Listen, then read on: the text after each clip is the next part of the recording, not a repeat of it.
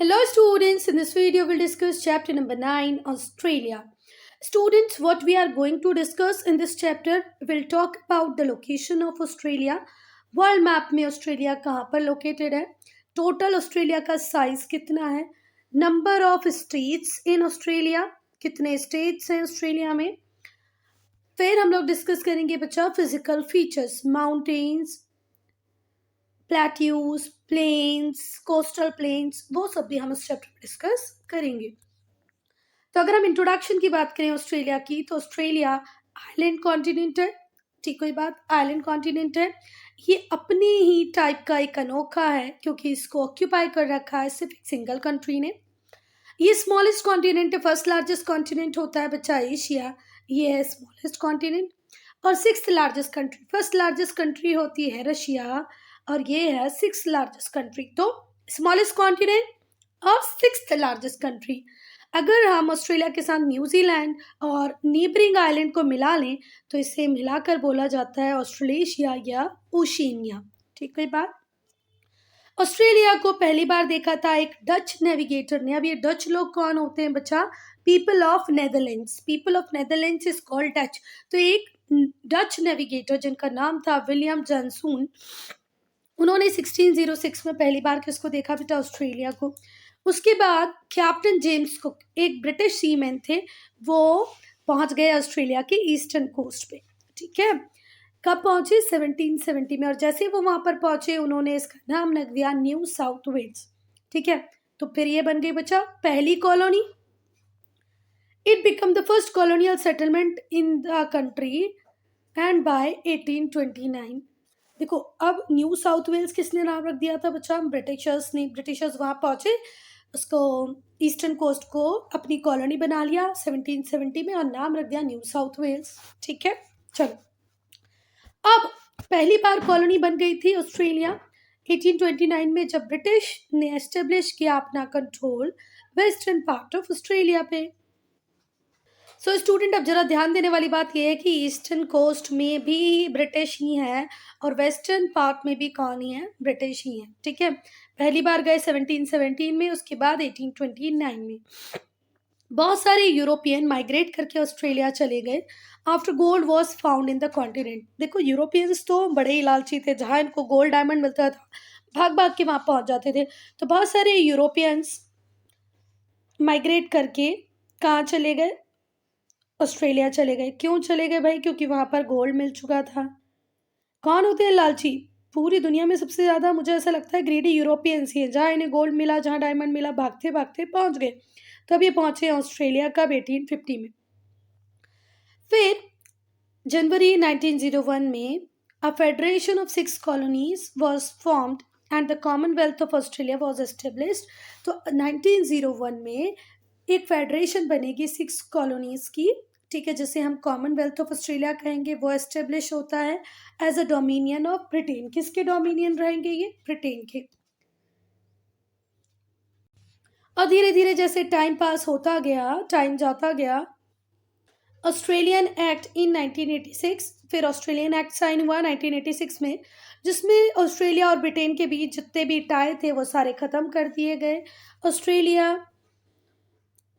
बोल सकते हैं कि अब इंडिपेंडेंट कंट्री बनेगा और अपने पॉलिटिकल अफेयर्स खुद ही मैनेज करेगा without any interference of Britain. तो ऑस्ट्रेलियन एक्ट कब पास होता है बच्चा? 1986 में। और जितने भी टाइज थे ऑस्ट्रेलिया और ब्रिटेन के बीच में वो सब खत्म हो जाते हैं। ऑस्ट्रेलिया लगभग इंडिपेंडेंट कंट्री बन जाता है और अपने पॉलिटिकल अफेयर्स को खुद ही मैनेज करता है बिना किसी की इंटरफेरेंस के। Now will discuss location. Location हम पढ़े उसके पहले हम लोग मैप में देखेंगे लोकेशन। तो मैप में ये रहा इक्वेटर, जिसकी डिग्री होती है 0। इक्वेटर के नॉर्थ में होता है नदर्न हेमिस्फेयर, इक्वेटर के साउथ में होता है सदर्न हेमिस्फेयर। ठीक है बात। तो आपको ऑस्ट्रेलिया नदर्न हेमिस्फेयर में दिख रहा है, सदर्न हेमिस्फेयर में दिख रहा है? बच्चों देख के बताओ, पूरा सदर्न हेमिस्फेयर में दिख रहा है ना? तो ऑस्ट्रेलिया एंटायरली कहाँ लोकेटेड है? सदर्न हेमिस्फेयर में। अब दूसरी बात समझे, यहाँ से लंदन से एक लाइन जाती है जिसको हम लोग बोलते हैं, ये रहा इंग्लैंड, इंग्लैंड का लंदन, वहाँ से एक लाइन जाती है जिसे हम बोलते हैं 0 डिग्री प्राइम मेरिडियन, जिसके अकॉर्डिंग पूरी दुनिया अपना टाइम सेट करती है, वो लंदन प्राइम मेरिडियन। ठीक है, ये रही प्राइम मेरिडियन। अब ये प्राइम मेरिडियन के वेस्ट में आपको कौन सी हेमिस्फीयर मिलेगा? Western hemisphere. प्राइम मेरिडियन के ईस्ट में क्या मिलेगा आपको? Eastern hemisphere. तो फिर से मुझे देख के बताओ, क्या ऑस्ट्रेलिया आपको वेस्टर्न हेमिस्फीयर में दिख रहा है कि ईस्टर्न हेमिस्फीयर में दिख रहा है? ईस्टर्न हेमिस्फीयर में। तो बात समझ में आ गई बेटा, पूरा ऑस्ट्रेलिया ईस्टर्न हेमिस्फीयर में है और पूरा ऑस्ट्रेलिया सदर्न हेमिस्फीयर में है। M I clear? हियर होना ही चाहिए। चलो, तो ऑस्ट्रेलिया एंटायरली सदर्न हेमिस्फीयर में है और ईस्टर्न हेमिस्फीयर में है। ये इंडियन ओशन इसके वेस्ट में है और साउथ पैसिफिक ओशन इसके ईस्ट में है। अब फिर से देखो, ये रहा इंडियन ओशन, तो इसके ईस्ट में क्या दिख रहा है आपको? Indian ocean. इसके वेस्ट में क्या दिखेगा आपको? South Pacific ocean. क्लियर हुई बात? साउथ पैसिफिक ओशन वेस्ट में है और ईस्ट में है इंडियन ओशन। और साउथ में देखो, साउथ में सदर्न ओशन। देखो देखो, फिर से देखो, ईस्ट में इंडियन ओशन, वेस्ट में साउथ पैसिफिक ओशन, यहाँ पर भी पैसिफिक ओशन और साउथ में सदर्न ओशन। तभी तो ये आइलैंड है ना भाई। अब हम इसके लैटिट्यूडनल लॉन्गिट्यूडनल एक्सटेंट देखेंगे। तो लैटिट्यूडनल लॉन्गिट्यूडनल एक्सटेंट हम पहले ऊपर ही देख लेते हैं, फिर चलते हैं। चलो, पहले लैटिट्यूडनल लॉन्गिट्यूडनल कैसे क्या होती हैं? ये अर्थ है, तो अर्थ के ऊपर ये जो लाइन होती हैं जो वेस्ट टू ईस्ट या ईस्ट टू वेस्ट रन करती हैं, इन्हें हम बोलते हैं लैटिट्यूड्स। और वो लाइन जो north pole to south pole run करती हैं, उन्हें हम बोलते हैं बच्चा लॉन्गिट्यूड। तो ये जो लैटिट्यूड है और लॉन्गिट्यूड है, ये इमेजिनरी लाइन है। ये हमने अर्थ के ऊपर क्यों ड्रॉ की है? For locating any of the country, any of the continent. ठीक हुई बात? किसी कंट्री, किसी कॉन्टिनेंट को लोकेट करने के लिए कि वो कहाँ पर है, हमने लैटिट्यूड और लॉन्गिट्यूड्स बनाए। तो लैटिट्यूड्स में हम अगर देखें कि ऑस्ट्रेलिया कहाँ पर है, तो ऑस्ट्रेलिया स्टार्ट होता है 10 डिग्री लैटिट्यूड से, 10 डिग्री साउथ से, खत्म होता है 44 डिग्री साउथ पे। ठीक हुई बात? फिर लॉन्गिट्यूडनल वाइज कहाँ पर है? तो लॉन्गिट्यूडनल वाइज ये स्टार्ट होता है बेटा 112 डिग्री ईस्ट से, खत्म होता है 154 डिग्री ईस्ट पे। ठीक हुई बात? I hope this much is clear. Latitudinal extent started from 10 degree south, ended on 44 degree south. फिर वहीं पर longitudinal 112 degree east to 154 degree east. ये है complete location of Australia. Latitudinal भी बता दी और लॉन्गिट्यूडनल भी बता दी। चलो चलो चलो, अब एक बात और जो आपको जाननी चाहिए, जैसे ये रहा हमारा इंडिया। देखो, हमारे इंडिया को डिवाइड करता है ट्रॉपिक ऑफ कैंसर, 2 हाफ में। ये वाला पार्ट अलग कर देता है, ये अलग हो जाता है। वैसे ही भाई ऑस्ट्रेलिया को डिवाइड करता है ट्रॉपिक ऑफ कैंसर, नहीं कैप्रिकॉर्न, सॉरी। कैंसर तो हमारे इंडिया को डिवाइड करता है। Line of Tropic of Capricorn divides Australia into 2। और ट्रॉपिक ऑफ कैप्रिकॉर्न की डिग्री कितनी होती है? 23.5। कैंसर की डिग्री भी कितनी होती है? 23.5। बस एक ही डिफरेंस है कि ये नॉर्दर्न हेमिस्फीयर में और ये सदर्न हेमिस्फीयर में। ये जो कॉन्टिनेंट है, ये 10 डिग्री साउथ से स्टार्ट होके 44 डिग्री साउथ लैटिट्यूड पे खत्म होता है। 112 ईस्ट से स्टार्ट होके 154 लॉन्गिट्यूड पे भी खत्म होता है। एक ऐसी वाली लोकेशन है और एक ऐसी वाली। चलो, ट्रॉपिक ऑफ कैप्रिकॉर्न जिसकी डिग्री है 23.5, वो ऑलमोस्ट मिडिल से पास होती है कॉन्टिनेंट के।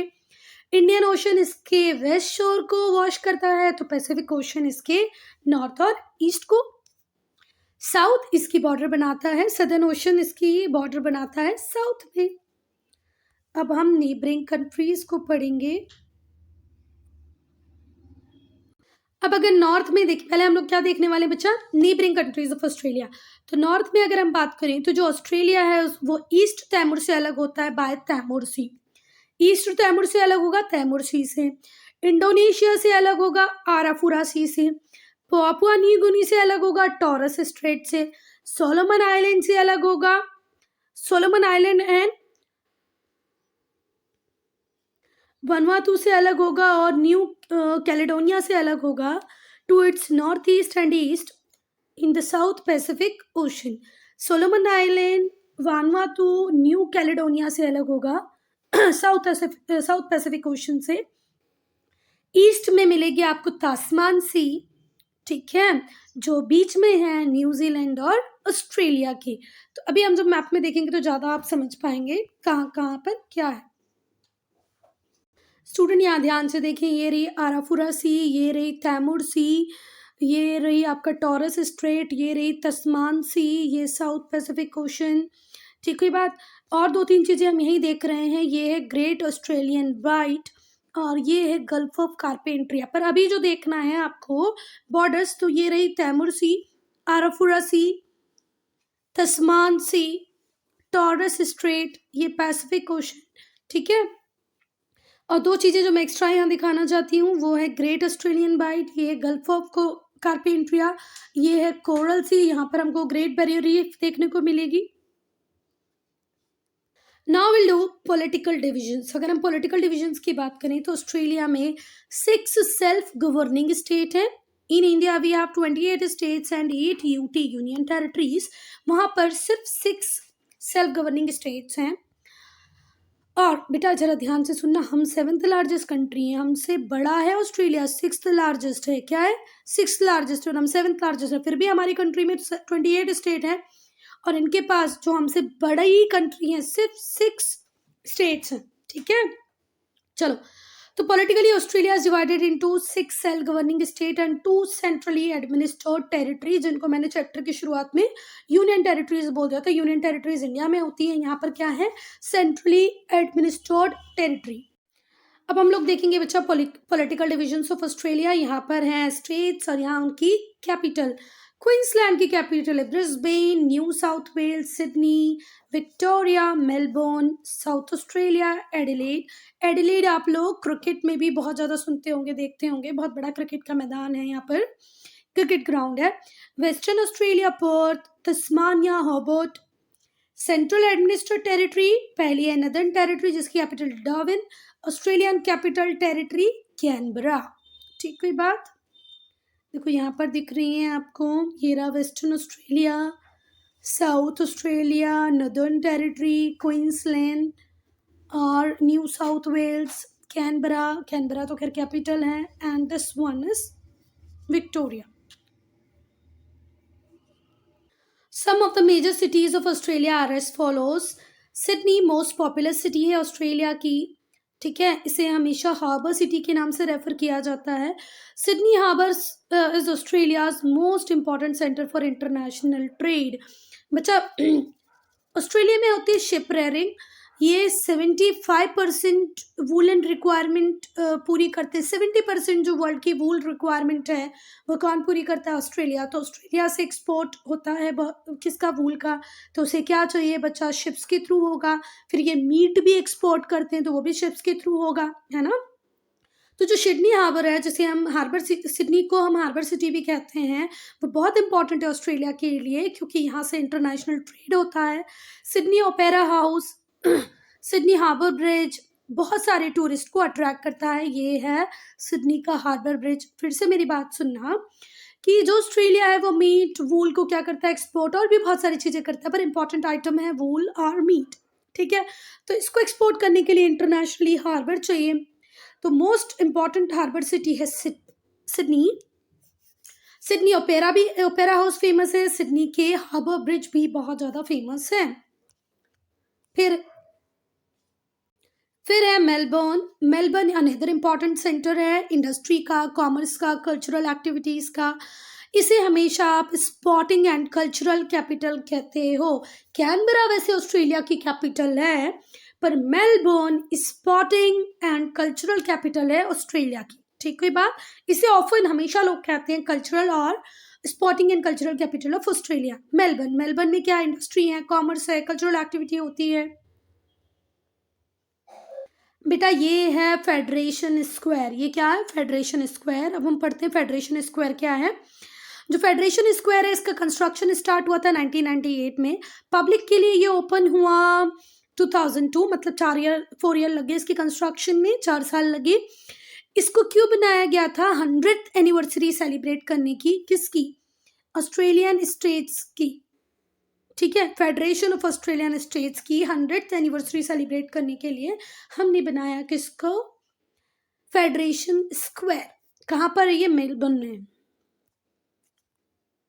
उसके बाद आती है कैनबरा। कैनबरा क्या है? वहाँ की कैपिटल, ऑस्ट्रेलिया की कैपिटल कैनबरा। यहाँ पर पार्लियामेंट हाउस है, हाई कोर्ट है, गवर्नमेंट डिपार्टमेंट है, एजेंसीज हैं। हाई कोर्ट क्या, सुप्रीम कोर्ट होना चाहिए यहाँ पर ठीक है, चलो हाई कोर्ट ही है। कैनबरा कैपिटल है ऑस्ट्रेलिया का। No, dear student, it is High Court only because the highest judicial authority in Australia is High Court only. Okay? तो कैनबरा में हाई कोर्ट है, जिसको मैं कंफ्यूज कर रही थी कि इसका नाम तो सुप्रीम कोर्ट होना चाहिए, कैपिटल में सुप्रीम कोर्ट होते हैं जैसे हमारे दिल्ली में सुप्रीम कोर्ट है, पर ऑस्ट्रेलियन जुडिशियल सिस्टम का जो अपेक्स कोर्ट है, जैसे हमारा अपेक्स कोर्ट सुप्रीम कोर्ट है, वैसे ही ऑस्ट्रेलिया का अपेक्स कोर्ट हाई कोर्ट ही है। ठीक है बात? अपेक्स कोर्ट क्या है उनका? High Court, according to Australian judicial system. National Gallery of Australia भी कैनबरा में है। नेशनल म्यूजियम जो है ऑस्ट्रेलिया का वो भी कैनबरा में ही है।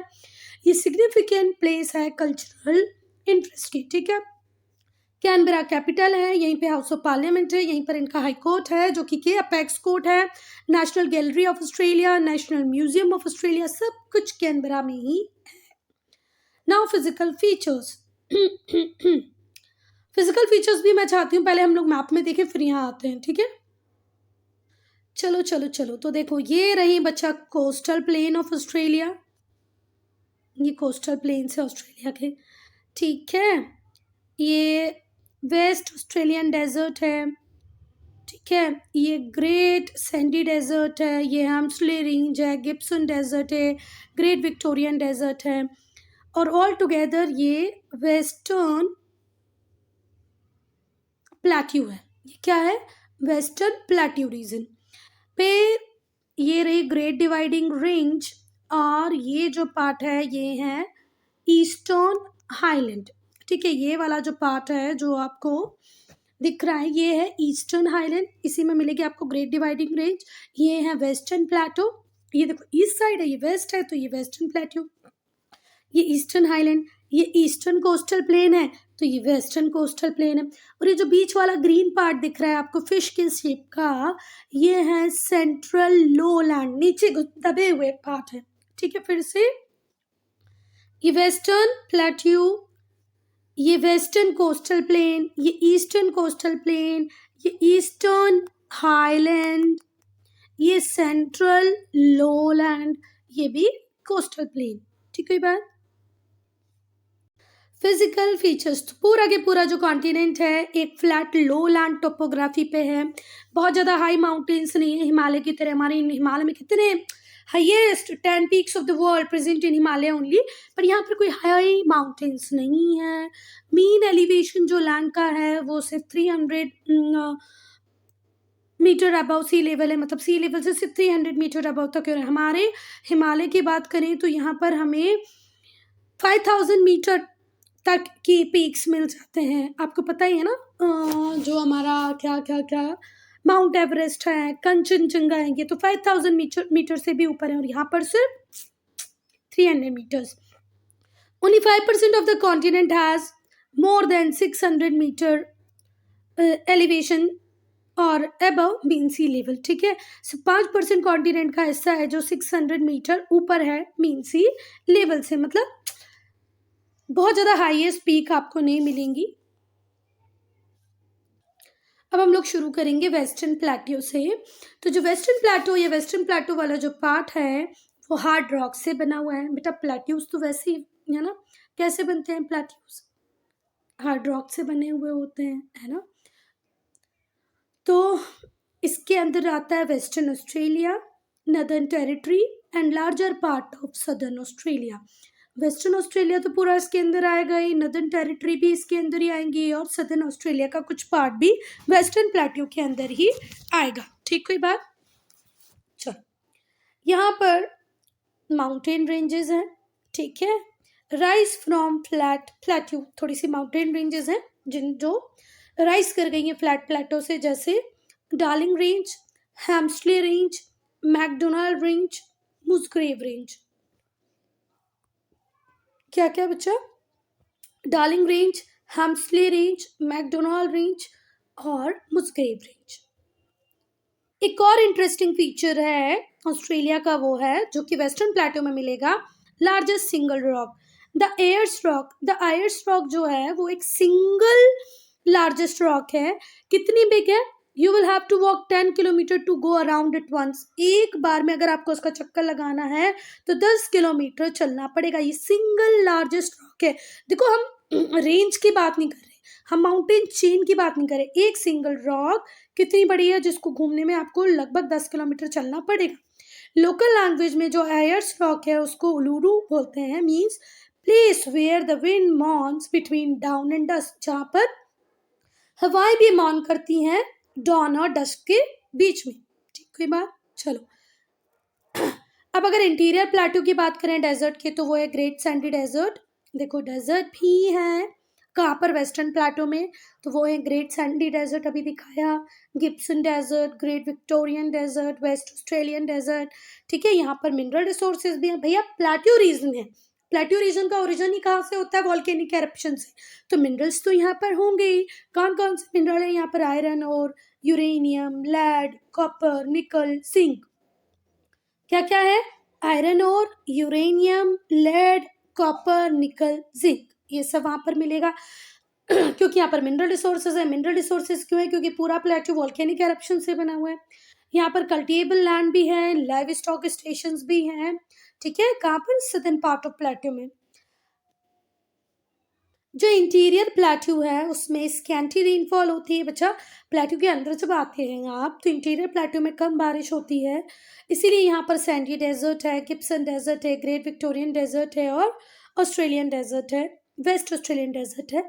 जो वेस्टर्न प्लेट्यू, वहाँ पर बहुत सारे मिनरल रिसोर्सेज भी हैं, जैसे iron ore, gold, uranium, bauxite, copper, cultivable land है, लाइव स्टॉक स्टेशंस भी सदर्न पार्ट में लोकेटेड है। पैराग्राफ क्यों डबल से लिखा, मुझे समझ में नहीं आया। चलो, अब हम देखेंगे सेंट्रल लोलैंड। मैंने दिखाए थे ना, यहाँ पर वेस्टर्न प्लेट्यू बहुत बड़ा था, यहाँ पर ईस्टर्न हाईलैंड थे, और ये जो बीच का पार्ट था इसे क्या बोलते हैं? Central lowland. अब इस पार्ट को हम पढ़ेंगे।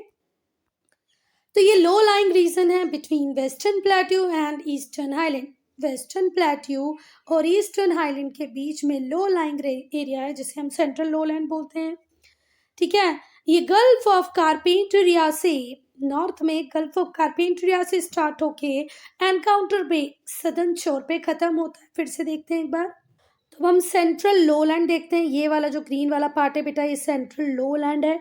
ठीक है, अब शुरुआत कहाँ से हो रही? Gulf of Carpentaria. नॉर्थ में गल्फ ऑफ कारपेंटरिया से शुरू होके साउथ में यहाँ पर है एनकाउंटर बे। ठीक है, नॉर्थ में गल्फ ऑफ कारपेंटरिया से शुरू हो रहे हैं और साउथ में खत्म हो रहे हैं बच्चा एनकाउंटर बे। यहाँ पर है एनकाउंटर बे, यहाँ पर है गल्फ ऑफ कारपेंटरिया, और ये रहा आपका central lowland. It's a low lying area between western plateau and eastern highland. ठीक, कोई बात? ये है लो लाइंग एरिया। अभी मैंने आपको मैप में दिखाया गल्फ ऑफ कारपेंटरिया और एनकाउंटर बे दोनों ही। ठीक है, अब जो सेंट्रल लो लैंड है उनको 3 कैटेगरी में डिवाइड कर सकते हैं। एक है द ग्रेट आर्टिशियन बेसिन। ये कैरेक्टरिस्टिक्स आपको यहाँ मिलेगा। ठीक है, मैंने अभी तक, हो सकता है मैंने कम पढ़ा हो, पर यहाँ पर ही पढ़ा है। ग्रेट आर्टिशियन बेसिन मतलब ऑस्ट्रेलिया में ही, और जगह भी होगा बेटा, पर हो सकता है मैं वहाँ तक पहुँची ना हूँ, मैंने पढ़ा ना हो। पर ये एक इंपॉर्टेंट कैरेक्टरिस्टिक्स है जो अभी तक आप लोगों ने नहीं पढ़ा होगा। Lake Ayre basin and Moore darling basin. अब हम पहले आर्टिशियन बेसिन पढ़ते हैं। चलो चलो चलो,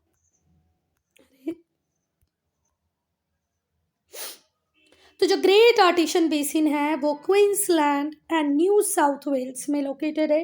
ग्रेट आर्टिशियन बेसिन कहाँ कहाँ पर है? क्वींसलैंड और न्यू साउथ वेल्स में है।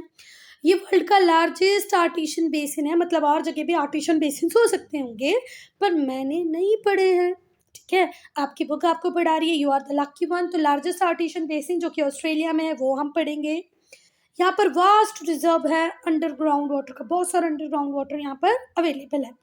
जो आर्टिशियन बेसिन है वो फ्लैटलैंड है जहाँ पर परमिएबल और पोरस रॉक होती हैं, सैंडविच बन के रहती हैं in between saucer like formation between 2 layer of impermeable rock.